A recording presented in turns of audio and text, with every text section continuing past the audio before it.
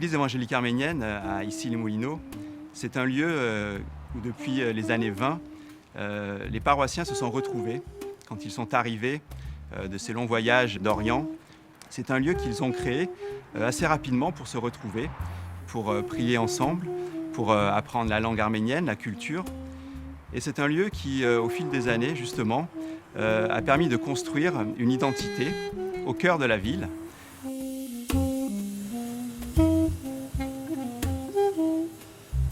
Cet édifice sur 4 niveaux, qui est vraiment un centre à la fois culturel, un espace jeunesse, une bibliothèque d'études et un temple, avec cette architecture caractéristique des traditions arméniennes. Et le but, c'était d'être visible et d'avoir un espace à la hauteur des ambitions de la foi des membres et des paroissiens. Au sein du groupe de jeunes, on a plusieurs types d'activités. On a les activités foi, donc, qui concernent principalement tout ce qui va être les messages, la louange, nos lectures de la Bible. Du coup, on a 10 sessions 6, donc c'est la naissance de Jésus. Et après, on a une partie activité où on organise des sorties avec d'autres groupes de jeunes de la région. On a eu l'occasion d'organiser l'année dernière un vide dressing solidaire au sein de l'église. Et avec les fonds que nous avons récoltés via ces vêtements que nous avons collectés tout au long de l'année, nous avons reversé les fonds à 3 associations. Je suis responsable de l'antenne d'Issy-Moulineaux pour la mission au Moyen-Orient, de toutes nos églises au Moyen-Orient. Il s'agit ici donc de la carte de l'Arménie, vous donnant les quelques villes où notre action se déroule. La dernière action phare, c'est cet été, donc à Spitag. On a pu réunir une centaine d'enfants pendant 8 à 10 jours pour leur permettre donc de passer de bonnes vacances et surtout d'écouter la parole de Dieu, puisque quand même c'est le but de notre Église, c'est le but de notre union.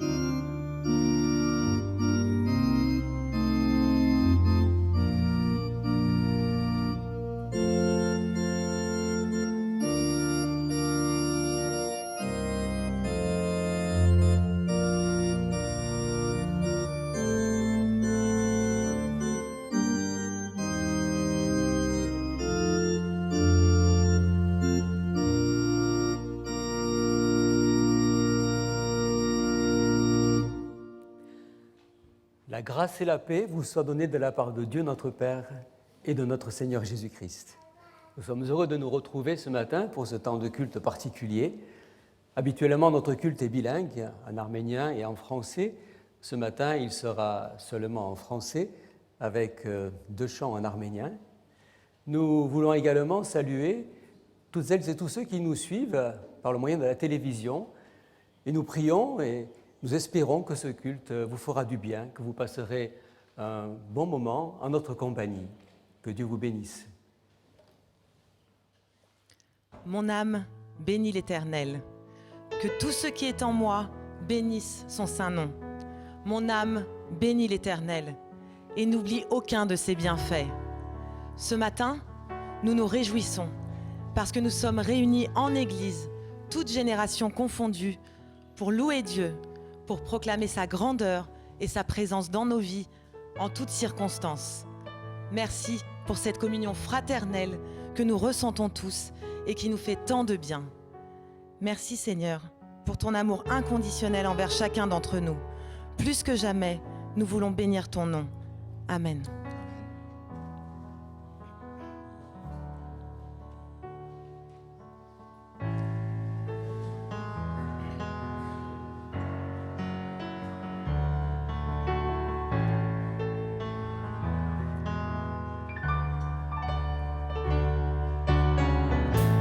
Béni soit ton nom, la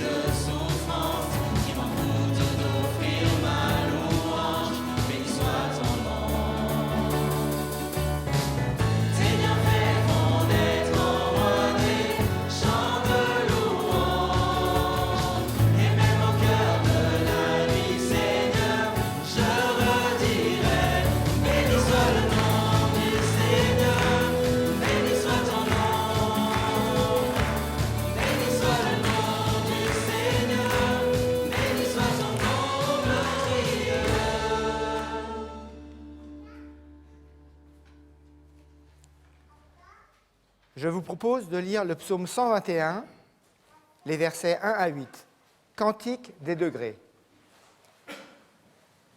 Je lève les yeux vers les montagnes. D'où me viendra le secours? Le secours me vient de l'Éternel, qui a fait les cieux et la terre. Il ne permettra point que ton pied chancelle.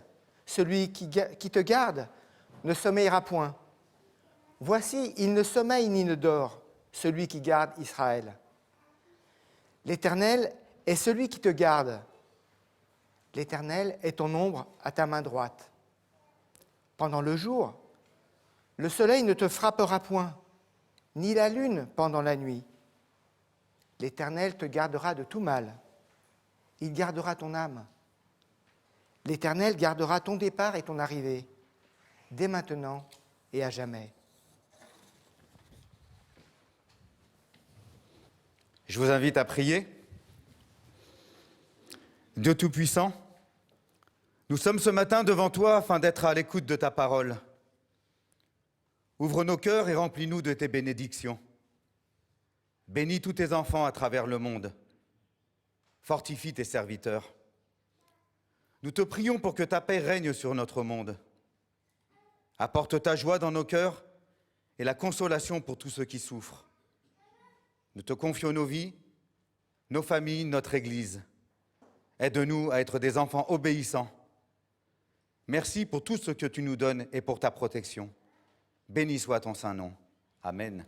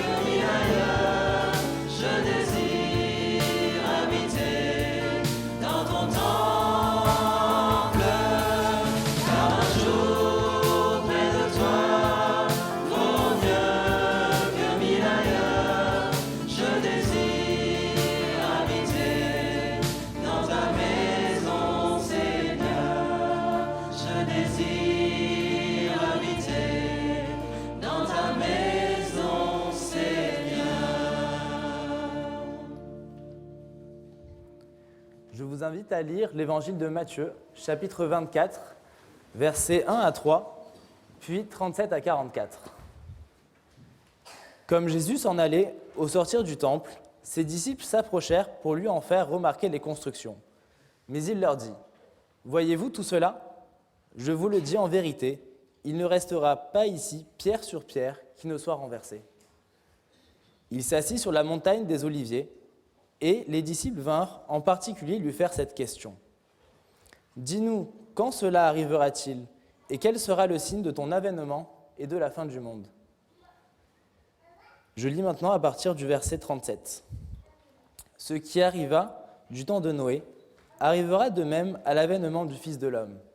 Car, dans les jours qui précédèrent le déluge, les hommes mangeaient et buvaient, se mariaient et mariaient leurs enfants, jusqu'au jour où Noé entra dans l'arche, et ils ne se doutèrent de rien, jusqu'à ce que le déluge vînt et les emporta tous. Il en sera de même à l'avènement du Fils de l'homme. Alors, de deux hommes qui seront dans un champ, l'un sera pris et l'autre laissé. De deux femmes qui moudront à la meule, l'une sera prise et l'autre laissée. Veillez donc, puisque vous ne savez pas quel jour votre Seigneur viendra. Sachez-le bien, si le maître de la maison savait à quelle veille de la nuit le voleur doit venir, il veillerait et ne laisserait pas percer sa maison. C'est pourquoi vous aussi, tenez-vous prêts, car le Fils de l'homme viendra à l'heure où vous n'y penserez pas.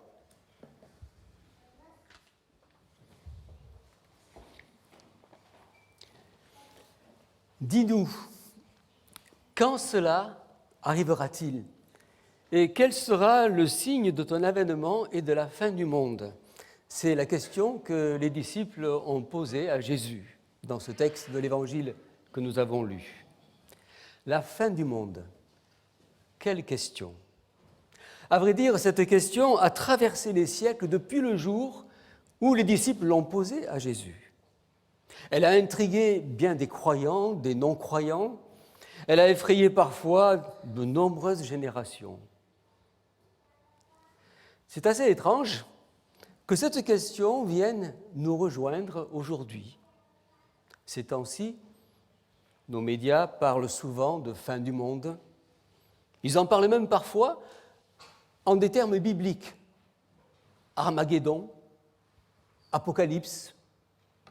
On parle aussi aujourd'hui de réchauffement climatique, d'épuisement des ressources de la Terre, avec la COP27. Et nous voici quelque part un peu comme les disciples, à nous demander quand arrivera la fin ? Y a-t-il une espérance ? Que penser de la réponse que Jésus donne ? En quoi cette réponse nous concerne-t-elle aujourd'hui ? Tout d'abord, dit Jésus, inutile de spéculer sur le jour et l'heure. Nul ne sait, ne peut savoir et ne pourra savoir. Donc inutile de perdre du temps à ce sujet. Par contre, dit Jésus, tenez-vous prêts. Qu'est-ce que cela veut dire pour nous aujourd'hui ? Tenez-vous prêts. Selon le message de l'Évangile, se tenir prêt, c'est tout d'abord croire que Jésus est le Christ, que Jésus est celui qui est venu dans ce monde pour nous sauver. C'est se convertir, c'est entrer dans une démarche de foi comme une nouvelle naissance.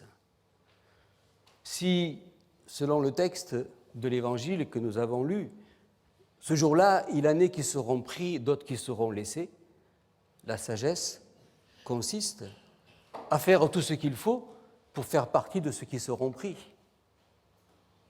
Il suffit pour cela d'accepter, de croire, d'être libéré de cette condamnation qui pèse sur nous à cause du mal qui nous habite, d'accepter que cette condamnation que nous méritons, c'est le Christ qui l'a portée sur la croix. C'est par amour que le Christ est mort sur la croix et il l'a fait pour toute l'humanité. À chacun alors de prendre conscience de sa nature imparfaite qui incline peu ou prou au mal, de prendre conscience de la méchanceté qui habite en nous parfois, de l'orgueil, de l'égoïsme, de la convoitise, et de demander pardon à Dieu.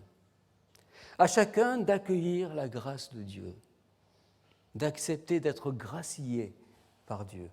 C'est l'apôtre Paul qui écrivait aux chrétiens de Corinthe en leur disant « Nous vous en supplions, soyez réconciliés avec Dieu ». Pour une autre traduction qui dit « Laissez-vous réconcilier avec Dieu ». En second lieu, se tenir prêt, être croyant, ce n'est pas démissionner de cette vie et de ce monde et attendre que la fin arrive. Se tenir prêt, c'est aussi vivre pleinement. La vie est un cadeau de Dieu. La vie est une chose précieuse. Nous n'en avons qu'une et nous n'en aurons qu'une ici dans ce monde. La Bible nous invite à apprécier cette vie, nous invite à la vivre pleinement, sans verser dans le mal, la convoitise ou l'envie.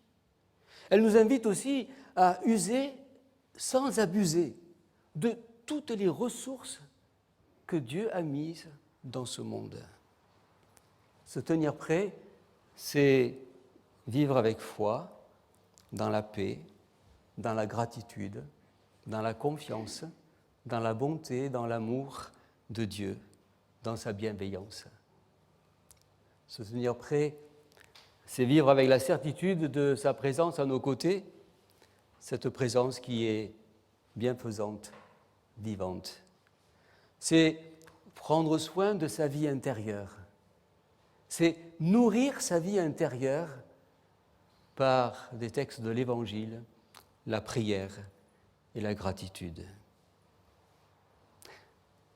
Se tenir prêt, c'est aussi accueillir l'autre. C'est aussi se tourner vers les autres. C'est aussi être ouvert à ce qui nous entoure, d'être sensible à ce qui se passe autour de nous et particulièrement d'être sensible à tout ce qui souffre autour de nous et dans ce monde. Ce qui veut dire que se tenir prêt, c'est prier, pas seulement pour soi, mais prier pour les autres. Prier pour ceux qui souffrent dans ce monde. Prier pour les chrétiens persécutés, avec la mission Portes ouvertes qui œuvre inlassablement en faveur des chrétiens persécutés dans bien des pays du monde. Prier aussi pour la paix en Ukraine. Prier aussi pour la paix en Arménie.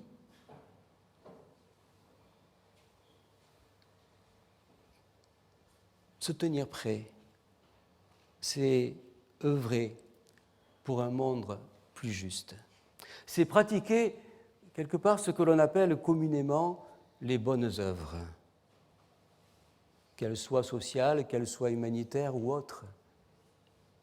C'est Jésus qui a dit « Tout ce que vous voulez que les hommes fassent pour vous, faites-le de même pour eux. » Et lorsque Jésus a parlé du temps de la fin et du jugement, il a dit à ses disciples « Toutes les fois que vous avez fait ces choses à l'un de ces plus petits de mes frères, c'est à moi que vous les avez faites. » Une façon de nous rappeler nos responsabilités de chrétiens dans le monde où nous sommes.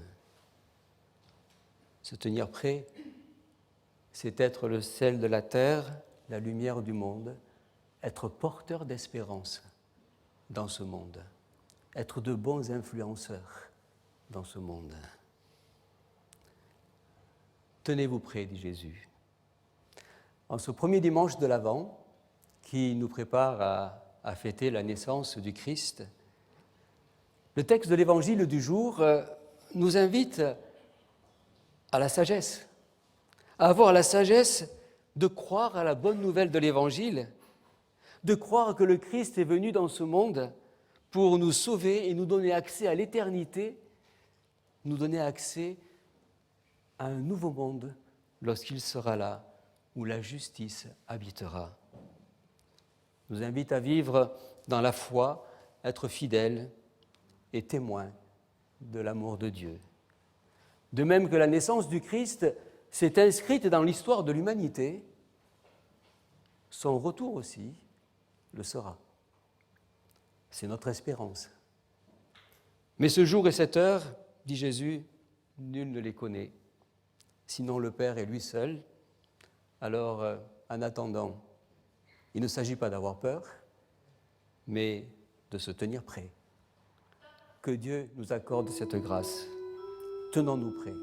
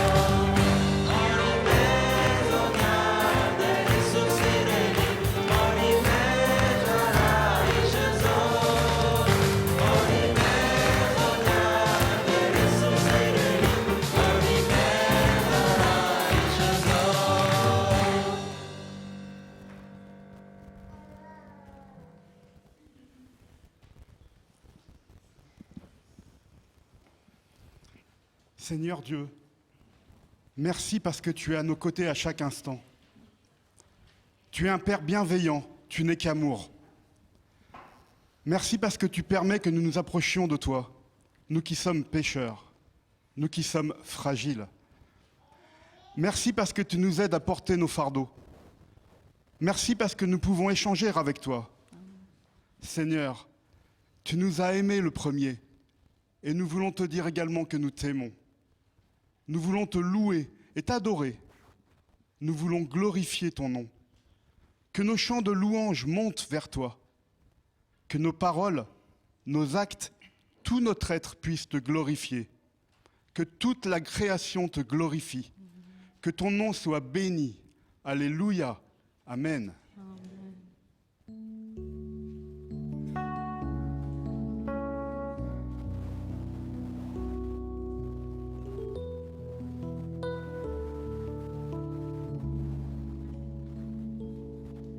Je viens t'offrir, Seigneur, ce que j'ai de meilleur. Je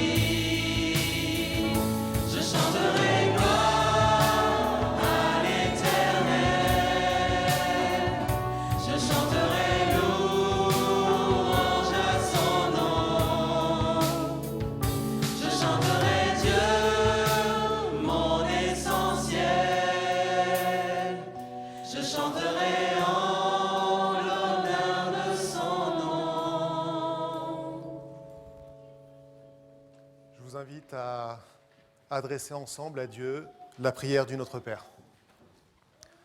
Notre Père qui es aux cieux, que ton nom soit sanctifié, que ton règne vienne, que ta volonté soit faite sur la terre comme au ciel. Donne-nous aujourd'hui notre pain de ce jour. Pardonne-nous nos offenses, comme nous pardonnons aussi à ceux qui nous ont offensés. Et ne nous laisse pas entrer en tentation, mais délivre-nous du mal, car c'est à toi qu'appartiennent le règne, la puissance et la gloire, pour les siècles des siècles. Amen.